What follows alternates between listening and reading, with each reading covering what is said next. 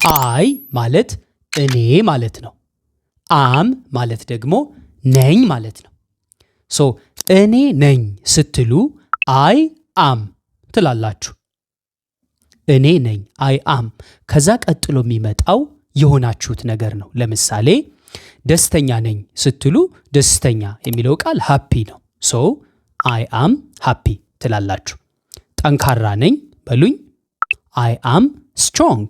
ሶ እንደዚህ ነኝ እኔ እንደዚህ ነኝ ስትሉ አይ አም ብላችሁ ቀጥሎ የሚመጣው ይመጣል ማለት ነው የሆናችሁት ነገር።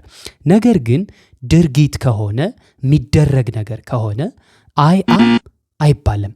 አይ ብላችሁ ድርጊቷን ነው የምታስገቡት። ለምሳሌ እስማማለሁ፣ መስማማት ድርጊት ነው። አግሪ። ሶ አይ አግሪ ትላላችሁ። እሄዳለሁ አይ ጎ። እዋኛለሁ አይ ስዊም። እተኛለሁ አይ ስሊፕ። እበላለሁ አይ ኢት።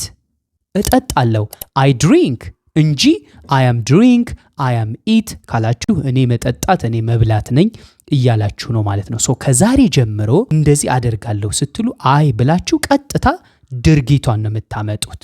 ኦኬ። ነኝ ስትሉ ግን አይ አም ብላችሁ የሆናችሁትን ነገር መግለጽ ትችላላችሁ እንጂ አይ አም አግሪ፣ አም አንደርስታንድ፣ አይ አም ድሪንክ ኮፊ፣ አይ አም ጎ ቱ ቸርች በፍጹም አይባልም።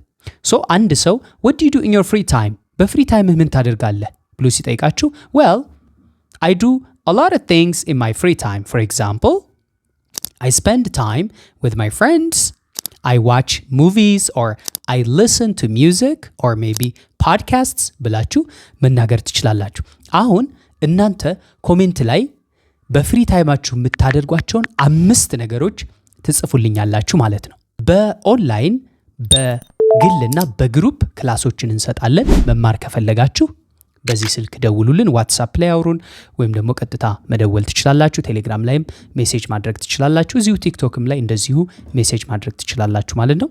Thank you so much for watching. I'll see you next time. Enjoy English as always.